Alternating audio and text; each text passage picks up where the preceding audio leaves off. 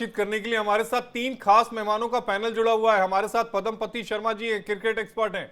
हमारे साथ दिनेश शर्मा जी हैं, खेल पत्रकार हैं। हमारे साथ बदी उज जमान साहब है, खेल पत्रकार है पाकिस्तान के। आप तीनों का बेहद स्वागत है। लेकिन जमान साहब, सबसे पहले मैं आपके पास आऊंगा। शोएब अख्तर साहब को आपने सुना, बात भी उनकी सही है। मेजबानी पाकिस्तान की थी, चैंपियंस ट्रॉफी दी जा रही थी, लेकिन पाकिस्तान के बोर्ड का, पाकिस्तान क्रिकेट बोर्ड का कोई भी व्यक्ति वहां पर मौजूद नहीं था। बिल्कुल ऐसा ही है, लेकिन ऐसा होना चाहिए था कि पाकिस्तान क्रिकेट बोर्ड के चेयरमैन अगर नहीं थे तो वहां पर जो है उनके दीगर लोग मौजूद थे। खासतौर पर हमारे जो सीईओ थे सुमेर अहमद वहां पर मौजूद थे, उनको बुलाना चाहिए था वहां पर। तो ये मुझे समझ नहीं आया कि आईसीसी ने इस तरह का क्यों किया है। ये तो पाकिस्तान क्रिकेट बोर्ड से हमारी बात भी हुई है, तो पाकिस्तान क्रिकेट बोर्ड जो है वो ज़रूरी तौर पर जो है इस पर बातचीत करेगा कि आया क्यों नहीं बुलाया गया। क्योंकि जब एक इवेंट के आप मेजबान होते हैं तो तमाम तर जिम्मेदारियां जो हैं वो आप पर होती हैं, और आप वहां पर विक्ट्री स्टैंड पर भी होते हैं, और जो ट्रॉफी होती है या मेडल होते हैं तो उसमें वो सब नजर आते हैं। तो ये लेकिन हमारी जमान समझ में साहब, नहीं ऐसा आया तो कि नहीं होगा ना कि पहले से पता नहीं होगा? क्योंकि किसको किसको मंच पर जाना होगा वो तो सूची पहले ही बन जाती है। अगर विरोध करना ही होता तो पहले किया जा सकता था। तो वो वही वही तो मैं आपको कह रहा हूँ ना कि ये चीजें तो पहले से डिसाइड होती हैं कि किसको जो है वो विक्ट्री स्टेज पर आना है, किसको जो है इनामात देने, किसको मेडल देने, और किसने जो है वो सारी चीजें करनी है। तो मुझे भी हैरत हुई है कि पाकिस्तान क्रिकेट बोर्ड का नुमाइंदा क्यों नहीं था। देखिए हमने जो चैंपियंस ट्रॉफी जिसको होस्ट किया पाकिस्तान ने, नो डाउट आप भी आप जीते हैं, आपको मुबारकबाद हमने कल भी दी थी आपको। लेकिन पाकिस्तान की जो मेजबानी में ये चैंपियंस ट्रॉफी हुई है, इसकी तो पूरी दुनिया ही तारीफ कर रही है कि हमने मेजबानी बहुत अच्छी की है। यहाँ के जो न्यूजीलैंड के प्लेयर थे जी। उन्होंने हमारे पाकिस्तान की मेहमान नवाजी की बहुत ज्यादा तारीफ की है कि जिस तरीके से हमने होस्ट किया। देखिए 29 साल के बाद आपको कोई भी इवेंट जो है वो आईसीसी का मिलता है तो ये आपके लिए एक बड़ी बात होती है, और आपको करके दिखाना होता है। और पाकिस्तान क्रिकेट बोर्ड ने, पाकिस्तानी हुकूमत ने ये करके दिखाया कि हम अच्छा से आप अच्छा जमान इवेंट भी साहब, जो है मैं वो होस्ट एक कर सकते रिएक्शन हैं। इस पर पद्मपति शर्मा जी का ले लेता हूं। पद्मपति जी, आपने जमान साहब को सुना होगा, वो कह रहे थे कि ठीक है उनकी तारीफ हो रही है, लेकिन एक सवाल तो ये भी उठता है ना कि भाई चलिए आपने आगाज बहुत अच्छा किया, लेकिन सब कुछ मायने ये रखता है कि अंजाम कैसा हो। अगर फाइनल के दिन पीसीबी का कोई भी अधिकारी, सीईओ लेवल का या फिर कोई भी दूसरा सचिव लेवल का भी वहां पर नहीं रहता, अध्यक्ष तो छोड़ दीजिए, तो आपको क्यों नहीं लगता कि ये कहीं ना कहीं इंटरनेशनल रूप से पाकिस्तान की बेइज्जती हुई?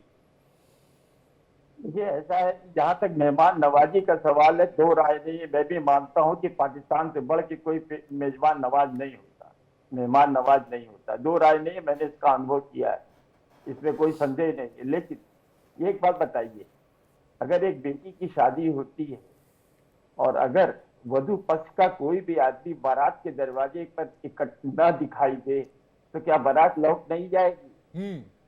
आपको मेजबानी मिली है, आपका ये दायित्व है, आपके लिए जरूरी है, मैंडेटरी है कि आपको वहां मौजूद रहना होगा। तो ट्रॉफी आपके घर गई है, वो ट्रॉफी आप लेकर के आएंगे। ठीक है, कोई प्रेसिडेंट नहीं आ सकता, लेकिन किसी न किसी पदाधिकारी को तो वहां मौजूद रहना ही चाहिए था। ये आपके देश की इज्जत का सवाल था। अरे यहाँ 29 ये साल तो गली बाद मोहल्ले तुम्हें वाला मेजबानी पद्मपति मिली जी, है, क्रिकेट बहुत हो गया कि अच्छा जाओ है। मैं आउट हो गया, अब मैं क्रिकेट नहीं खेलूंगा, जाओ तुम लोग अपना खेलो, मैं अपना खेलूंगा, जाओ मैं आउट हो गया। ऐसा ही होता है ना गली मोहल्ले में। नहीं नहीं, आप ये देखिए कि 29 साल बाद ये पाकिस्तान को मेजबानी मिली भारत की कृपा से। जगमोहन डालमिया थे, जब हमें 1996 में मेजबानी मिली तो हमने उनको उसको शेयर किया और पाकिस्तान को, श्रीलंका को शामिल किया और हमारी साझा मेजबानी हुई। पेरू को पता है बहुत अच्छी तरह से। और आप सोचिए कि ये पहला मौका था कि तमाम क्रिकेट बोर्डों को 3 अंकों में पैसे दिए गए। हमारा तो भिखमंगा था बीसीसीआई।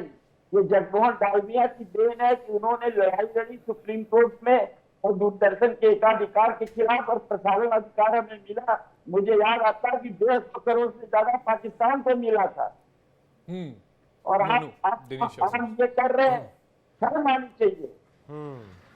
जी बिल्कुल। ये भारत की इज्जत का सवाल नहीं था, ये आपकी अपनी इज्जत का सवाल था। तो मौजूद रहना चाहिए आईसीसी का अधिकारी, तो मेजबान मेजबान मेजबान देश का अधिकारी, और प्लस जो टीम जीती है उसके जो लोग आएंगे उनका होना चाहिए था। आपने करके क्या दिखाने की कोशिश की है? आपने क्या तिरस्कार, किसका तिरस्कार किया है? न्यूजीलैंड का किया है, भारत का किया है, कि अपना खुद का किया है? जी अच्छी ये खुद का ही है मुनु जी दिनेश शर्मा जी से आप दिनेश कुछ पूछ रहे थे, जी हाँ। भी हमारे साथ जुड़े हैं। दिनेश जी, शायद मोहसिन नकवी को होना चाहिए था, क्योंकि वो भी इनफैक्ट पीसीबी के चेयरमैन है, वही होने चाहिए थे, क्योंकि डायरेक्टर को आप नहीं वहां पर अपॉइंट कर सकते। शायद मोहसिन नकवी होते तो वही इनफैक्ट वहां जा सकते थे। नंबर 1 चीज। नंबर 2 चीज, पाकिस्तान सवाल बड़े उठा रहा है कि भाई भारत को एक ही कंडीशन में खेलने का मौका मिला, दुबई में भी खेले। भाई पाकिस्तान और इंग्लैंड दो टीमें, वो तो लगातार पाकिस्तान में ही खेली। देखिए, मैं समझता हूँ इतनी बड़ी एडवांटेज नहीं थी, और रोहित शर्मा खुद इसका खंडन कर चुके हैं, गौतम गंभीर ने इसका खंडन किया था, क्योंकि जो विकेट था वैसे भी धीमा था, और दूसरी बात यह कि भारत ने जो प्रैक्टिस की थी वो आईसीसी के सेंटर पे की थी, यानी उस विकेट पे खेलने का तो उन्हें ज्यादा लाभ मिला नहीं, सिर्फ मैच उन्होंने खेले और स्टेप्स बदली गई थी, तो ऐसी कोई बड़ा एडवांटेज भारत को नहीं था। ये रोहित शर्मा खुद भी कह चुके हैं, गौतम गंभीर ने भी कह दिया था कि जो लोग ऐसा आरोप लगा रहे हैं उन्हें थोड़ा ग्रो अप करने की जरूरत है, यानी थोड़ा ज्यादा समझ दिखानी चाहिए। तो ये आरोप निराधार है। और जहां तक रही बात पाकिस्तान क्रिकेट बोर्ड के किसी नुमाइंदे के मौजूद नहीं रहने की है, मैं समझता हूं एक तो आयोजन करने के नाते, आयोजनकर्ता होने के नाते उनकी ड्यूटी थी कि वे पूरा समझें चीज को, कि भाई कौन आ रहा है, कैसे आ रहा है, क्या चीज, उसमें इन्वॉल्वमेंट होना चाहिए था। लेकिन जब कोई नहीं है तो इसका मतलब यह था कि उनका इन्वॉल्वमेंट नहीं है, और इन्वॉल्वमेंट नहीं है तो बड़े शर्म की बात है कि जब आप मेजबान हैं और आप उसमें इन्वॉल्वमेंट ही नहीं दिखा रहे हैं, तो ये तो एक तरह से शर्मनाक वाकया हो गया है। और मैं समझता हूं पाकिस्तान के ऊपर थोड़ा सा दाग जरूर लगा है। जैसा शर्मा जी ने अभी बताया कि मेजबानी की वो अच्छी करते हैं, तो खासतौर से मेहमान नवाजी बहुत अच्छी करते हैं, इसका तो खैर सभी भारतीय कायल हैं, तो इसमें कोई दो राय नहीं है। लेकिन यहाँ नहीं मौजूद होना पुरस्कार वितरण समारोह में, ये एक दाग जरूर लगाता है पाकिस्तान जमान साहब पर। से इसका जवाब ले लेते हैं। आपने सुना होगा जमान साहब दिनेश शर्मा जी को।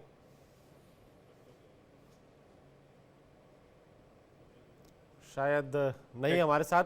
लेकिन दिनेश जी, मुझे एक चीज और बताइए आप कि रोहित कल इनफैक्ट प्रेस कॉन्फ्रेंस में आते हैं, उनसे पूछा जाता है रिटायरमेंट को लेकर, उन्होंने कहा कि भाई मैं रिटायरमेंट नहीं लेने वाला हूं, अभी मैं और खेलूंगा। आपको लगता है 2027 वनडे वर्ल्ड कप भी रोहित को खेलना चाहिए?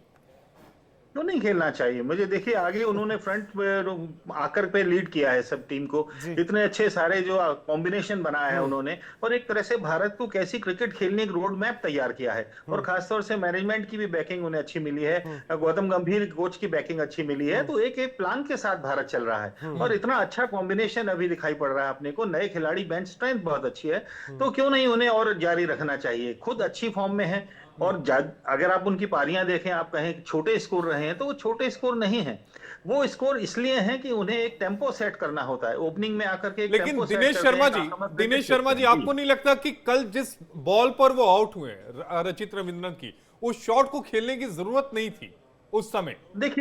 देखिए, क्रिकेट एक इंपल्सिव गेम है, और मैं कहता हूं फ्रैक्शन ऑफ सेकंड्स में आपके दिमाग में क्या चल रहा होता है। 2-3 शॉट उन्होंने वैसे ही खेले, हमेशा खेलते आए हैं, तो कभी वो साहस दिखता है, कभी दुस्साहस दिखता है। तो देखिए, मैं सहमत हूं कि उस मौके पे नहीं खेलना चाहिए था, लेकिन ये आपके जो इंपल्सिस हैं, जो काम करते हैं उस टाइम पे कर जाते हैं, लेकिन 76 रन भी बनाए, उसको नकार नहीं सकते उससे आप। और नकारा नहीं जा सकता। जी, पदमपति जी भी कुछ कहना चाह रहे थे। पदमपति जी, देखिए, पहली बात तो ये है कि ये रोहित शर्मा के आखिरी मैच था जहां तक चैंपियंस ट्रॉफी का सवाल जी। मुझे नहीं लगता कि वो 4 साल बाद जो है वहां मौजूद होंगे। लेकिन हाँ, दो राय नहीं है, आज उन्होंने इरादे अपने स्पष्ट कर दिए कि नहीं, मैं रिटायरमेंट नहीं लेने जा रहा हूँ, वनडे में मैं रिटायर नहीं होने जा रहा हूँ। इसका मतलब उन्होंने साफ साफ इशारा कर दिया है कि 2027 का वर्ल्ड कप वो खेलने जा रहे हैं जी। ये 50 ओवर का। दूसरी बात यह है कि हाँ, सही कहा। देखिए, हुआ क्या कि जब विकेट धीमा हो गया और ये बंद गए, तो इन्होंने ये सोचा कि हम किसी भी तरह से गेंदबाज पर चढ़ जाए, और चढ़ने के लिए उन्होंने जब अपना कदम आगे बढ़ाया, वहां वो चूक गए, ठीक वैसे ही चूक गए जिसे आप याद होगा कि न्यूजीलैंड के ग्रुप मैच में यही काम केन विलियमसन ने किया था, और अक्षर पटेल को वो विकेट मिला था, निकल आए थे बिना गेंद को वहां पे, और यही काम रोहित शर्मा ने किया। तो आप ये समझिए कि वो चाहते थे कि एक बार हम गेंदबाजी को खिंचना दें, वो दबाव में आ गए तो हम जल्दी वो से प्रेशर खेलते बनाना रहे। चाहते थे यहाँ- गेंदबाज के ऊपर, क्योंकि उससे पहले के जो ओवर थे वो मेडन गए थे, उससे पहले ओवर में केवल 1 रन गया था, तो उस प्रेशर को हटाना चाहते थे, लेकिन वो मौका सही नहीं था क्योंकि टीम को जरूरत थी। देखिए आप 122 पे 3 ओवर मेडन गए थे, तो आप याद सोचिए कि इनके आउट होने के बाद प्रेशर और बढ़ गया था।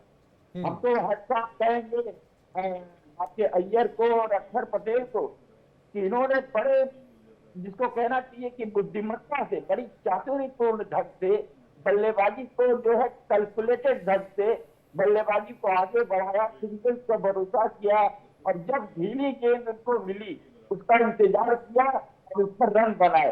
तो आप ये देखिए कि 6 से ज्यादा की चाल कभी नहीं हो पाई। एक और बार हल्का सा उबारा 6.25 6.5, अदरवाइज 6 और 6 अगर है और आपके पास विकेट मौजूद है तो आपके लिए जीत बहुत दूर है। बिल्कुल। दिनेश जी से आखिरी कमेंट। पद्मपति जी, बस एक लास्ट रिएक्शन इनफैक्ट मैं दिनेश जी से लेना चाहूंगा। दिनेश जी, बड़े सवाल उठे थे ना सिर्फ कोच गौतम गंभीर पर, क्योंकि आप 2 सीरीज हार कर आए थे, ऑस्ट्रेलिया बीजीटी हारे, न्यूजीलैंड से हारे टेस्ट सीरीज, उसके बाद जो परफॉर्मेंस आया है, रोहित विराट पे भी सवाल उठे थे। आप इस ओवरऑल पिक्चर को कैसे देखते हैं अब जीतने के बाद? दिनेश जी जी, आवाज थोड़ी कट कट के आई, एक बार जी, सवाल दोहराइए। मैं इनफैक्ट ये कहना चाहता था कि जो सवाल उठे थे ना सिर्फ रोहित की फॉर्म पर, विराट के ऊपर भी और कोच के ऊपर भी, बिल्कुल, बिल्कुल। वो जो 4 वो सभी पे जी तब सभी में विराम लग गया है और मैं कहूंगा कि एक पूरे रोड मैप के हिसाब से चल रहे हैं और सब टीम मैनेजमेंट की बैकिंग है, कोच गंभीर साथ दे रहे हैं, रोहित शर्मा खुद एक बहुत अच्छी विजन रखते हैं और जो आक्रामक क्रिकेट जिस ढंग से उन्हें खेलनी है उसका पूरा रोड मैप तैयार है। और आप देखेंगे कि विराट कोहली का कल ही कमेंट है कि अगले 8 साल तक इंडिया इसी तरह अपना वर्चस्व बनाकर रखेगा, तो बहुत अच्छी दिशा में भारतीय क्रिकेट आगे बढ़ रही है और पिछले कुछ समय से प्रदर्शन आप देखेंगे तो बहुत ही अच्छा रहा है। बेंच स्ट्रेंथ अपने पास बहुत अच्छी है, युवा खिलाड़ी बहुत अच्छे अच्छे उभर कर आ रहे हैं और अभी रोहित शर्मा बहुत अच्छी कप्तानी कर रहे हैं। तो जैसा अभी पदम्बर जी ने कहा कि कम से कम 2 साल तो और खेलेंगे, अगला विश्व कप वे जरूर खेलेंगे, इसमें कोई संदेह नहीं है और खेलना भी चाहिए। प्रशंसक भी यही चाहते हैं और उनकी फॉर्म भी यही कहती है कि उन्हें जारी रखना चाहिए। जी बिल्कुल जारी रखना चाहिए। दिनेश शर्मा जी आपका, पद्मपति शर्मा जी आपका, आप दोनों का जुड़ने के लिए बेहद शुक्रिया। 2 खास मेहमान हमारे साथ जुड़े हुए थे।